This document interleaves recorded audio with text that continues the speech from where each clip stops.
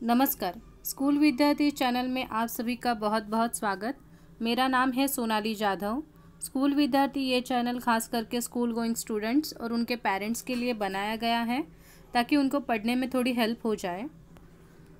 आज हम देखने वाले हैं स्टैंडर्ड है 10th, सब्जेक्ट है मराठी, बोर्ड है महाराष्ट्र और ईयर है 2020।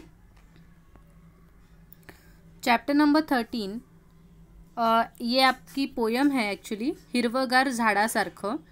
इसका मीनिंग जो है उसके लिए अलग से वीडियो बनाई गई है, तो अगर आपको मीनिंग चाहिए तो आप वो वीडियो देख लीजिए। सबको मैं यही रिक्वेस्ट करूँगी कि जब भी आपको कोई वीडियो मिलती नहीं है चैनल पे, तो इसके लिए एक इजी ऑप्शन है कि आप प्लेलिस्ट में जाइए। प्लेलिस्ट में हर विषय का, हर सब्जेक्ट का एक अलग फ़ोल्डर बनाया है, जैसे कि हिंदी है, मराठी के क्वेश्चन आंसर है, तो आपको वहाँ पे ज़्यादा इजीली कोई भी वीडियो उसी फोल्डर में मिल जाएगी। ठीक है। सो आपको अगर इसका मीनिंग चाहिए है, इस पोयम का अगर मीनिंग समझना है, भावार्थ समझना है, तो आपको 10th स्टैंडर्ड मराठी ये जो फोल्डर है प्लेलिस्ट में वो ओपन करना है। आज हम यहाँ पे क्वेश्चन आंसर देखने वाले हैं। आकृती पूर्ण करा, ये पहला क्वेश्चन है। पहला है, झाडाकडे टक लावून पाहिल्यानंतर घडणाऱ्या गोष्टी। झाडाकडे मतलब जब आप पेड़ को देखते हो, टक लावून पाहणे का मतलब होता है कंटिन्यूसली देखना। लगातार एक ही चीज़ को जब आप देखते हो तो मराठी में उसको बोलते हैं टक लावून पाहणे।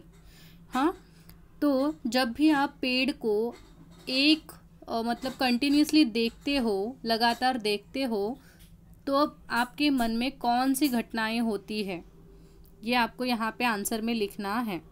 जेव्हा तुम्ही झाडाकडे टक लावून बघता तेव्हा तुमच्या मनात घडणाऱ्या ज्या गोष्टी आहेत त्या तुम्हाला इथे लिहायच्या आहेत आकृती पूर्ण करामध्ये। ठीक आहे। सो पहिला आहे, हिरवा रंग शरीरभर पसरतो।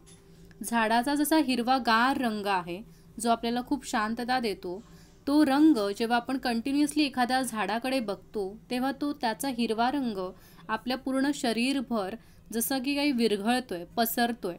आपल्याला खूप छान वाटतं तो हिरवा रंग पाहून। रक्त क्षणभर हिरवेगार होते, म्हणजे आपलं जे लाल रक्त आहे आपल्या शरीरातलं ते जणू लाल नसून हिरवगार शांत आहे असं आपल्याला वाटतं। आयुष्य नुकत्याच खुडलेल्या फुलाप्रमाणे टवटवीत आणि प्रसन्न होते। झाडाला पाहून आपल्याला एवढं प्रसन्न आणि एवढं फ्रेश वाटतं। टवटवी त्याचा अर्थ फ्रेश वाटतं, आपल्याला प्रसन्न होतं, प्रसन्न होऊन जातो आपण। कशाप्रमाणे प्रसन्न होऊन जातो, तर नुकत्याच खुडलेल्या फुलाप्रमाणे। खुडलेल्या याचा अर्थ तोडलेल्या। तुम्ही जस्ट एखादं फूल जर तोडलं असेल तर ते किती फ्रेश असतं, त्याप्रमाणे तुमचं आयुष्य तुम्हाला फ्रेश वाटतं जेव्हा तुम्ही सतत एका झाडाकडे सतत काही काळ बघत असता। ठीक आहे। तर ह्या 3 गोष्टी ज्या आहेत त्या तुम्हाला लिहायच्या आहेत।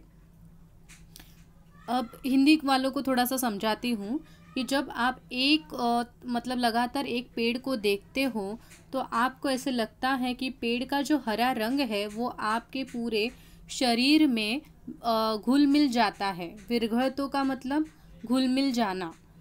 आपको ऐसा महसूस होता है कि जो आपका रक्त है, आपका जो खून है वो लाल नहीं बल्कि हरा हो चुका है, क्योंकि आपको बहुत शांतता मिलता है, सुकून मिलता है आपको पेड़ को देख के।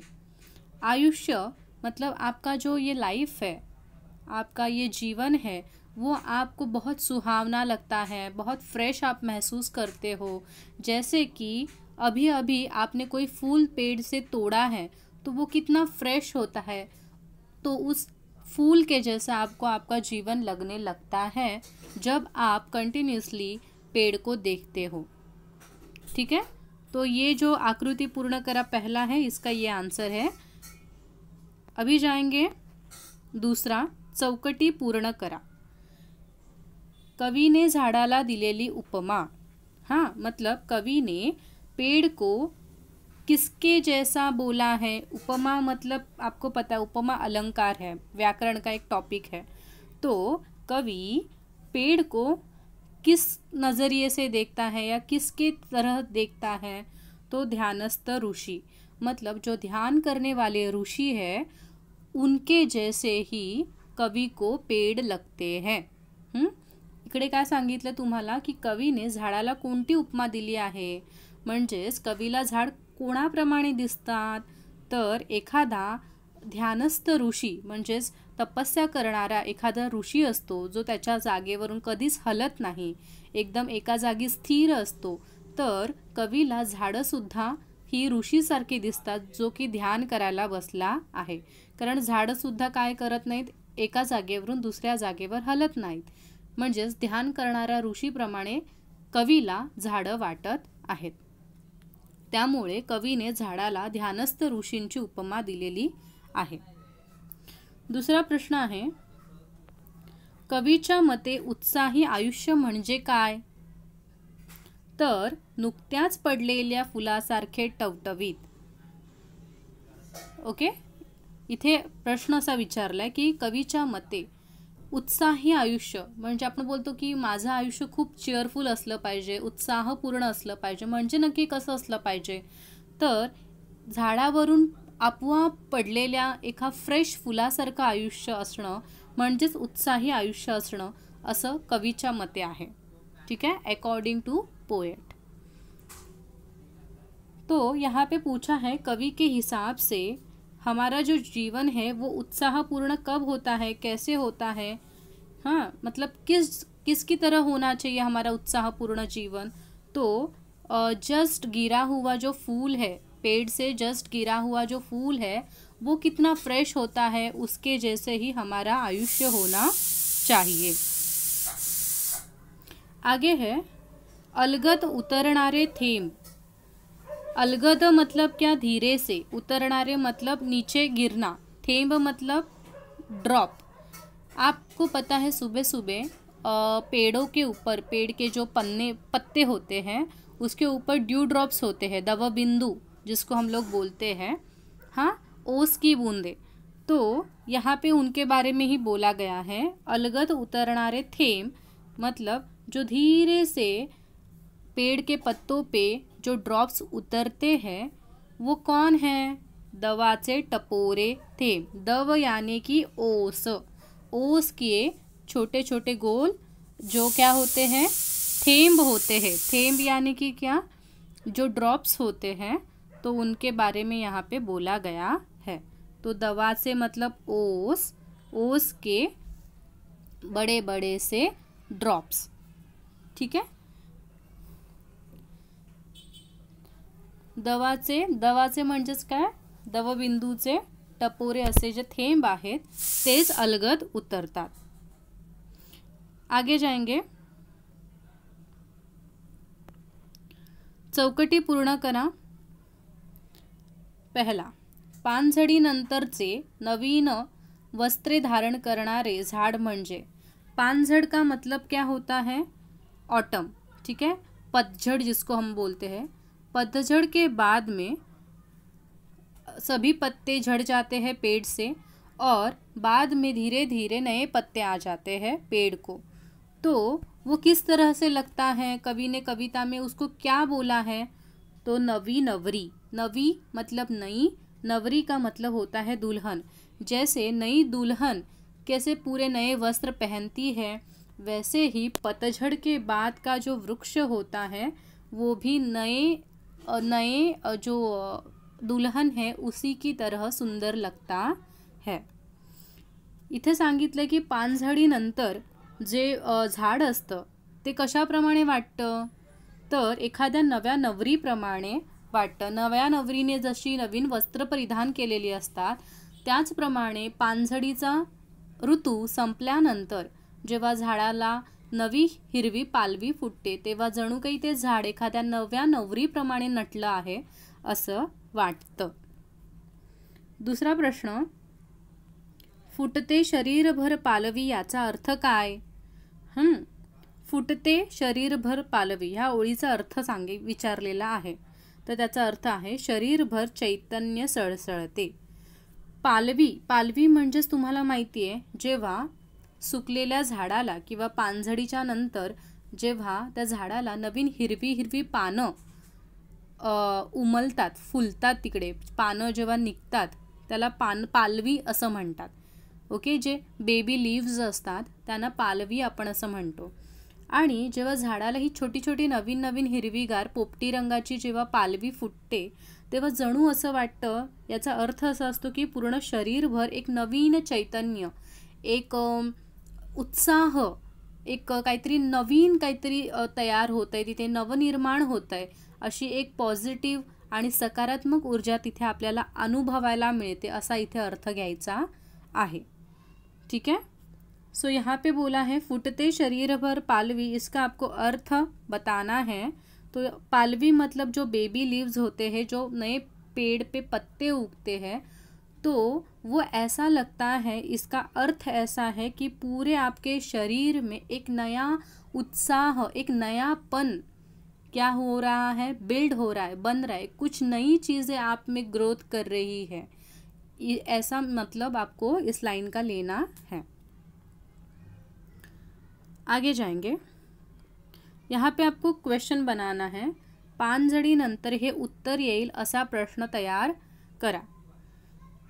तर नेहमी एक गोष्ट लक्षात ठेवायची आहे की हे उत्तर पाहिजे तर हा जो शब्द आहे पानझडीनंतर, हा कधीच तुमच्या प्रश्नात येता कामा नाही.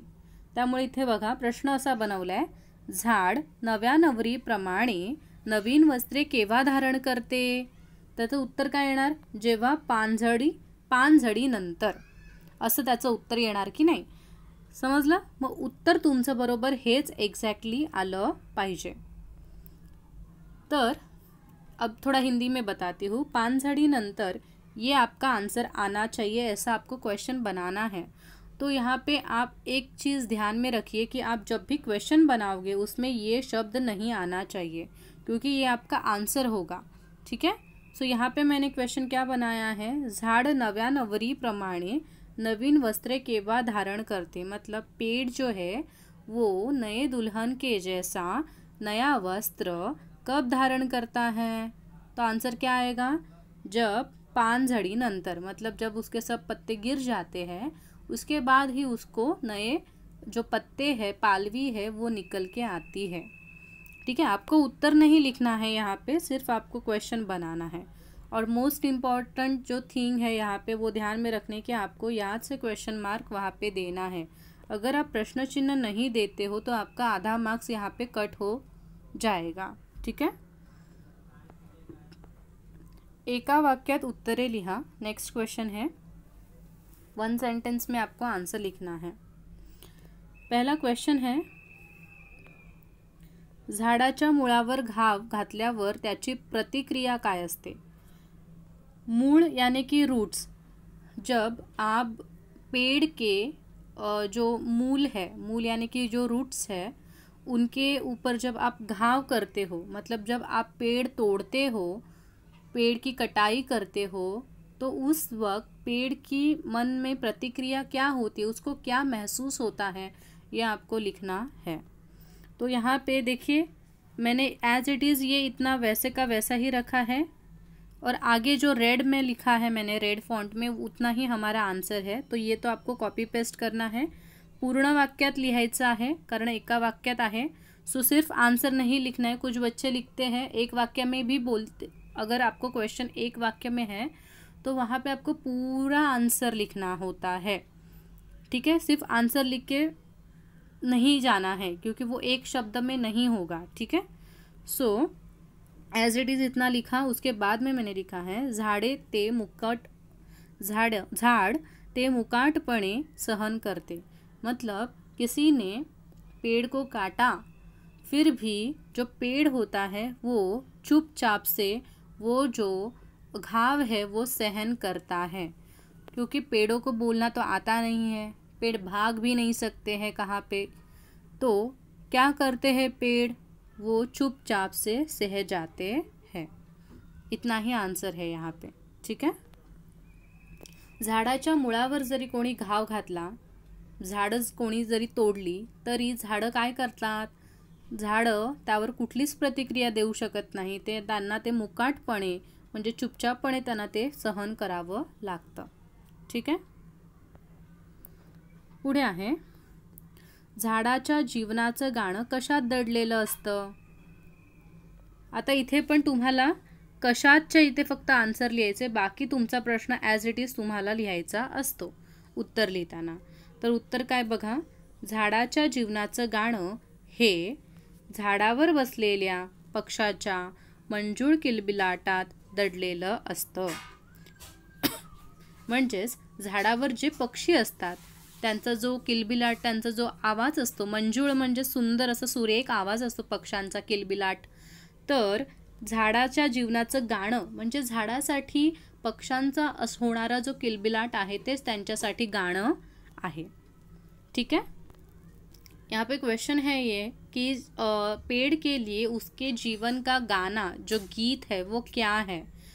तो यहाँ पे आंसर है कि पेड़ पे बैठे जो पक्षी होते हैं उनका जो चहचहाने की जो आवाज़ होता है, पंछियों की जो आवाज़ें होती है, वही पेड़ के लिए एक सुंदर ऐसा गीत होता है और वही उसके जीवन का गाना है, ऐसे बोला गया है. आगे जाएंगे. खालील ओळींचा तुम्हाला कळलेला अर्थ लिहा. मतलब नीचे दी हुई ये जो लाइन है उसका आपको मतलब लिखना है. हसावं कसं सळसळत्या पानासारखं. मतलब आपको किस तरह से हंसना है. तो जैसे कि पान मतलब जो पत्ता होता है पेड़ का, उसकी जो सड़सड़ ये आवाज़ है उसकी जैसे आपको हंसना चाहिए, ऐसा यहाँ पे अर्थ है. पर ये आपको अच्छे से लिखना है. तो कैसे लिखोगे देखिए.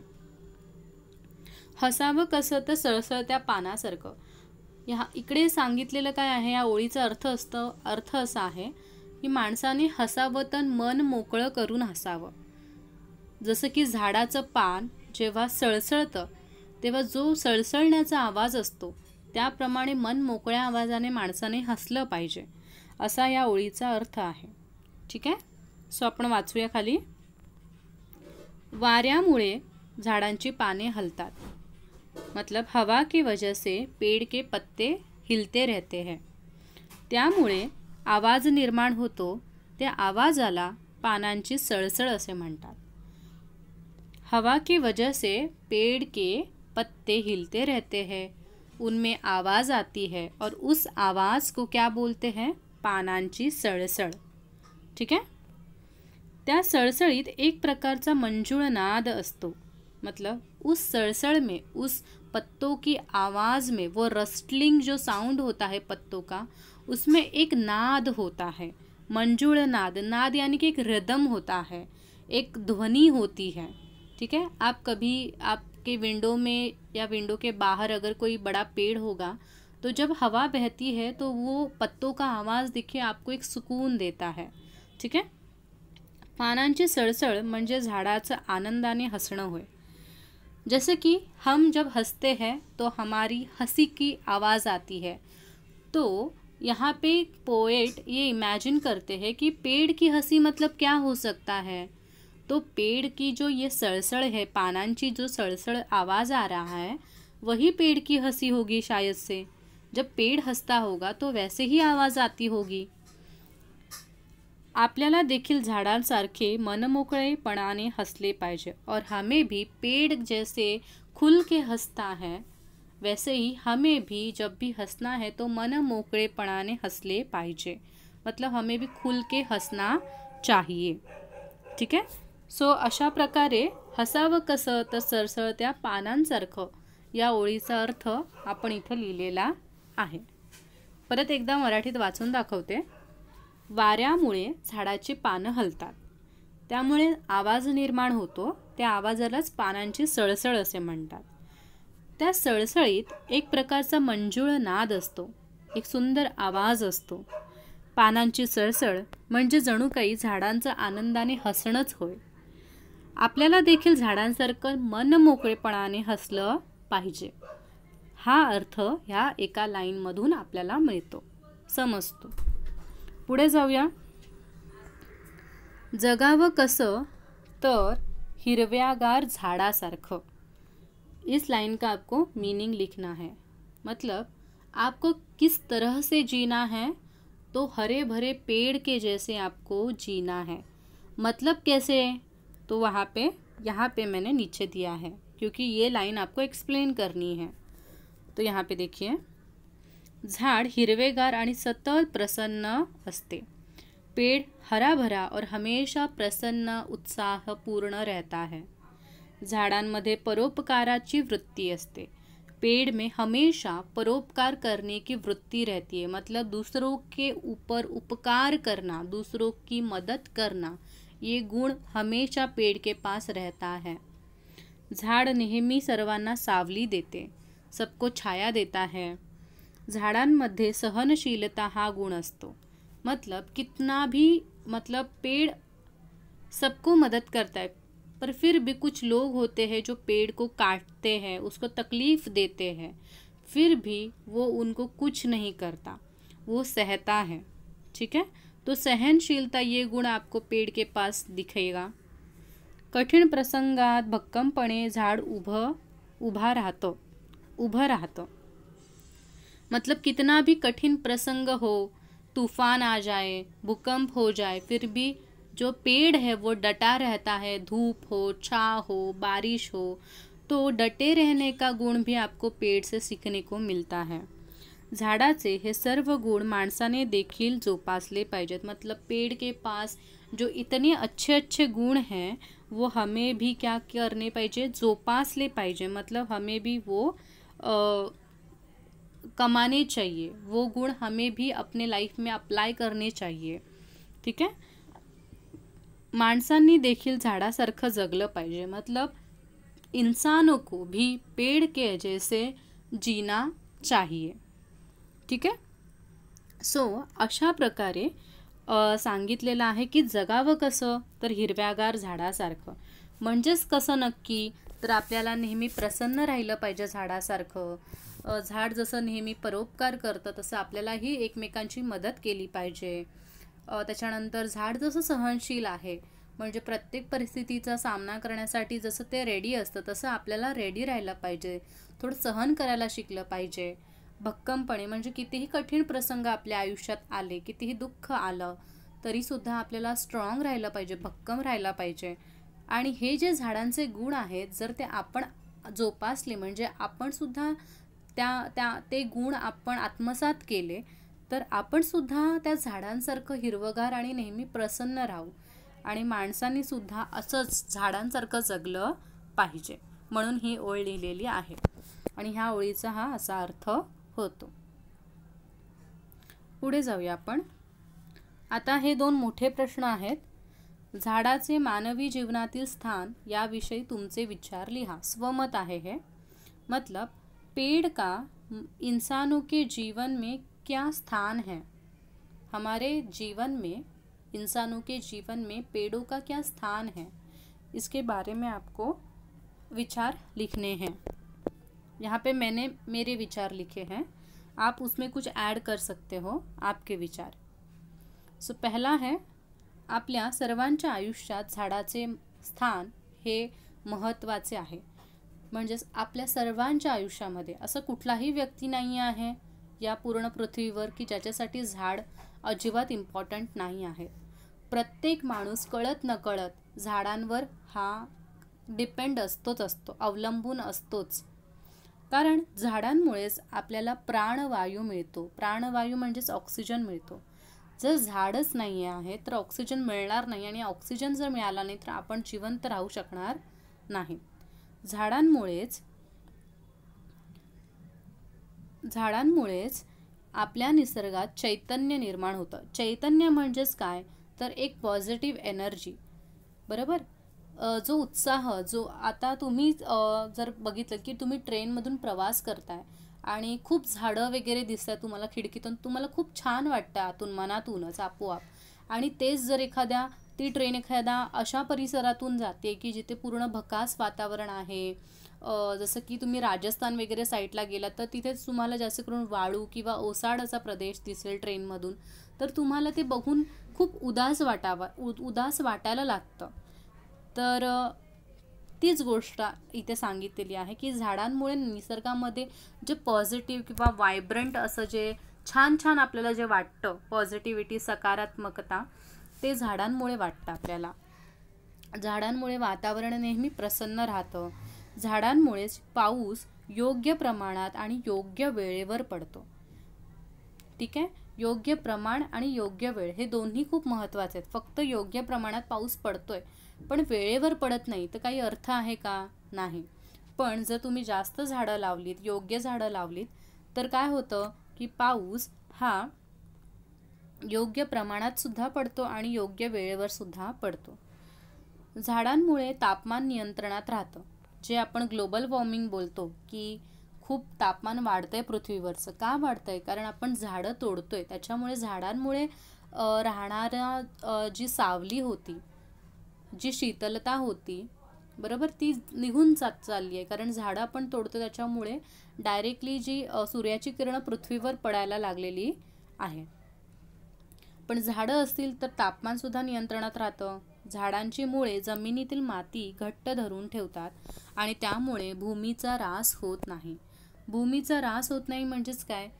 आपली जी झाडं असतात, हे तुम्ही सायन्समध्ये शिकला असाल, विज्ञान विषयामध्ये, की सॉईल डिग्रेडेशन आपण ज्याला म्हणतो, की झाडंच आपण डोंगरावरून तोडल्यामुळे झाडं काय करायची, झाडांची मुळं ती माती घट्ट पकडून ठेवतात आणि त्यामुळे जेव्हा पावसाचं पाणी येतं तेव्हा डोंगरावरून ती माती आहे ती वाहत नाही, ती तिथेच डोंगरावर राहते. पण आता आपण झाडच तोडून टाकले, त्याच्यामुळे ती जी माती आहे पावसाच्या पाण्यासोबत पूर्णपणे खाली वाहत येते. त्यामुळे डोंगरांवर फक्त मोठे मोठे असे दगड राहिलेत आणि माती अजिबात नाही. म्हणजे माती सगळी निघून गेलेली आहे. आणि इथे तेच सांगितले की जर झाडं असतील डोंगरांवर तर डोंगर उघडे पडणार नाहीत, म्हणजे डोंगरावर माती राहील. ठीक आहे. झाडांमुळे पशुपक्ष्यांना राहायला निवारा मिळतो. पशुपक्षी जसं की पक्षी आहेत ते त्यांची घरटी बांधतात. त्याच्यानंतर जे पशु आहेत ते झाडांच्या सहवासात राहतात, म्हणजे जंगलात राहतात. झाडामुळे निसर्गाला एक प्रकारचे सौंदर्य प्राप्त होते. बघा, निसर्ग म्हणजे नक्की काय? तर झाडांमुळेच आपण एखाद्या डोंगरावर किंवा आपण एखाद्या ठिकाणी जेव्हा फिरायला जातो, आपण निसर्ग बघतो म्हणजेच नक्की काय बघतो? तर त्या झाडांनाच बघतो ना आपण. त्यामुळे आपल्याला तो निसर्ग छान वाटतो. तर झाडांमुळेच निसर्गाला सौंदर्य प्राप्त होते. झाडांपासून आपण अनेक प्रकारच्या औषधी बनवू शकतो. औषधी वेगवेगळे जे मेडिसिन आहेत ते आपण झाडांमुळेच बनवतो. अशा प्रकारे अनेक मार्गांनी झाडे आपल्याला मदत करत असतात. म्हणून झाडांचे मानवी जीवनातील स्थान हे अत्यंत महत्त्वाचे आहे. आणि अशा प्रकारे झाडं आपल्याला अनेक मार्गाने, एकच नाही तर अनेक मार्गाने झाडं आपल्याला मदत करत असतात. आणि म्हणून आपल्या माणसांच्या जीवनात झाडांचं जे स्थान आहे ते सगळ्यात महत्त्वाचं असं स्थान आहे. आय होप तुम्हाला हे उत्तर कळालेलं आहे कसं लिहायचं. आणि हे सेल्फ आहे, स्वमत आहे. त्यामुळे तुम्ही तुम्हाला जेन्युइनली झाडांबद्दल काय काय वाटतं ते तुम्ही स्वतःच्या शब्दात सुद्धा लिहू शकता. हेच मी पटकन आता फक्त हिंदीमध्ये एकदा सांगते. आपल्या सर्वांच्या आयुष्यात झाडाचे स्थान महत्त्वाचे आहे. हमारे सभी के जीवन में पेड़ का स्थान है, वो बहुत ही महत्वपूर्ण स्थान है. पेड़ों की वजह से हमें प्राणवायु मिलता है जो कि ऑक्सीजन है. पेड़ों की वजह से ही हमारे निसर्ग में एक तरह का चैतन्यमय वातावरण निर्माण होता है, वातावरण प्रसन्न रहता है. झाडांमुळे पाऊस मतलब पेड़ों की वजह से योग्य प्रमाण मतलब अच्छे क्वांटिटी में बारिश होती है और अच्छे समय में बारिश होती है. जो तापमान होता है वो नियंत्रित रहता है. पेड़ की जो जड़ें हैं वो मिट्टी को पकड़ के रखती है. तो अगर पेड़ हम अच्छे से लगाते हैं, पेड़ को अगर हम लोग नहीं काटेंगे तो जो हमारे पहाड़ है वो कभी भी ओपन नहीं रहेंगे, उनके ऊपर सदा मिट्टी रहेगी. मिट्टी की अवनति जो होती है वो नहीं होती है अगर हम पेड़ अच्छे से ज़्यादा लगाते हैं पहाड़ों पे. पेड़ों की वजह से पशु पक्षियों को रहने के लिए एक आसरा मिल जाता है. पेड़ों की वजह से ही निसर्ग को एक सौंदर्य प्राप्त होता है. अनेक प्रकार के औषधीय वनस्पति जो होते हैं वो पेड़ों से ही हमें मिलती है. और इस तरह से अनेक मार्ग से पेड़ हमें मदद करते हैं और इसके लिए पेड़ का स्थान हमारे मानवी जीवन में बहुत ही महत्त्वपूर्ण है। आता शेवटचा प्रश्न जो मोठा आहे तो आपण पाहूया। झाडापासून आनंदी जगणे शिकावे या विधानातील विचार स्पष्ट करा।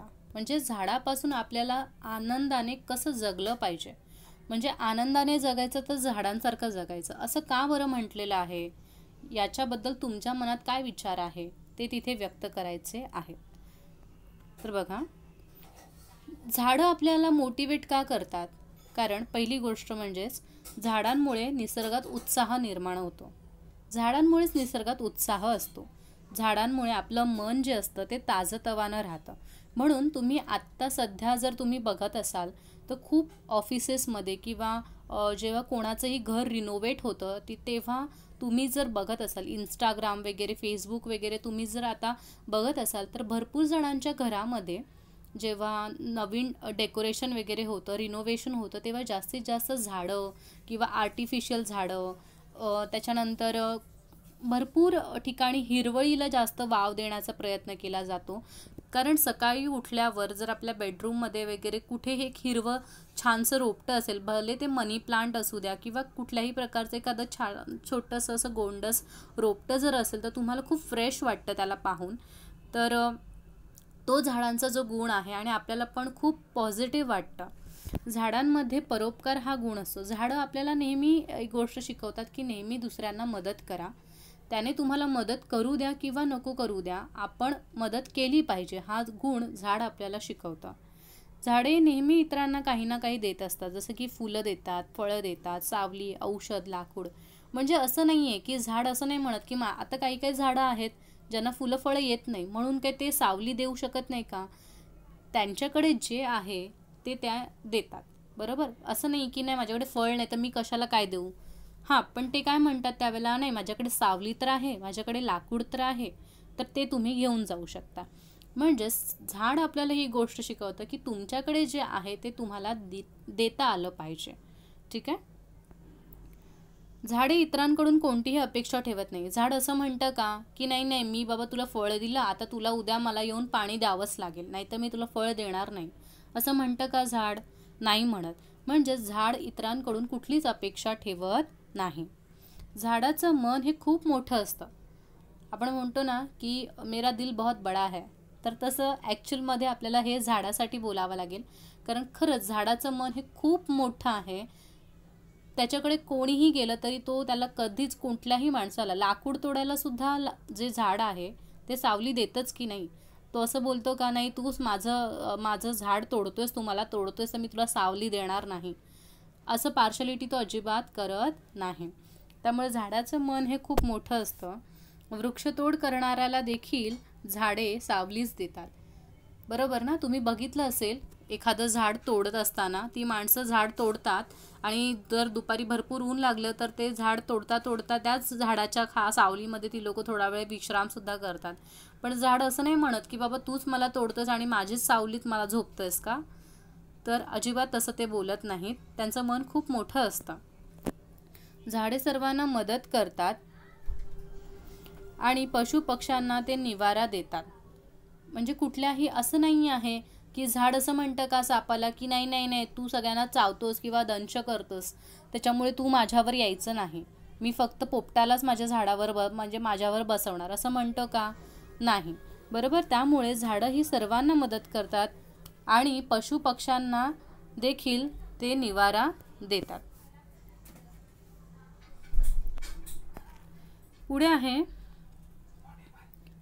इतरांना मदत करण्यात मिळणारा आनंद खरा आनंद असतो हे आपल्याला झाडांकडे पाहून समजते। म्हणजे जेव्हा तुम्ही झाडांना बघता ना तेव्हा तुम्हाला एक फीलिंग येते की झाडं एवढी खुश का असतात? कारण ते नेहमी इतरांना आनंद देत असतात आणि खरा आनंद तोच की तुम्ही इतरांना काही देता आणि त्यांच्या चेहऱ्यावरचा आनंद बघून जेव्हा तुम्हाला खूप हॅपी वाटतं तोच खरा आनंद असतो। आणि झाड हे सतत नेहमी दुसऱ्यांना काही ना काही देतच असतात, त्यामुळे त्यांचा जो आनंद आहे तो खूप महत्त्वाचा इथे होतो आणि त्यामुळे आपल्याला सुद्धा झाडांकडे पाहून खूप छान वाटत असतं।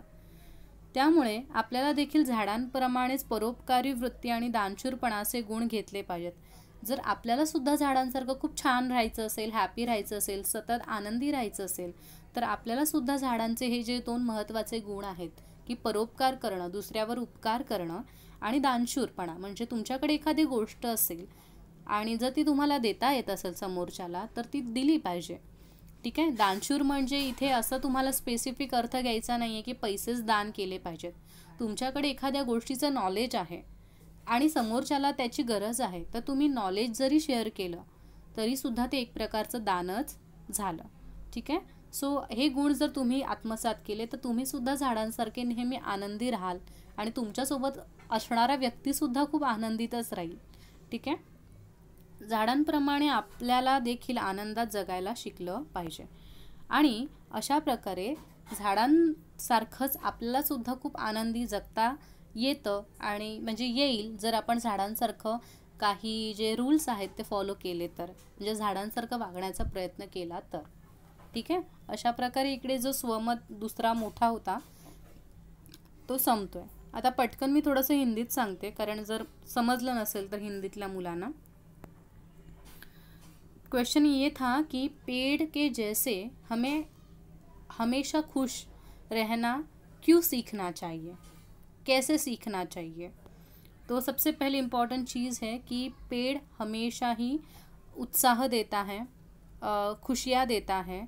पेड़ के वजह से हमें बहुत ही फ्रेश ताज़ा महसूस होता है.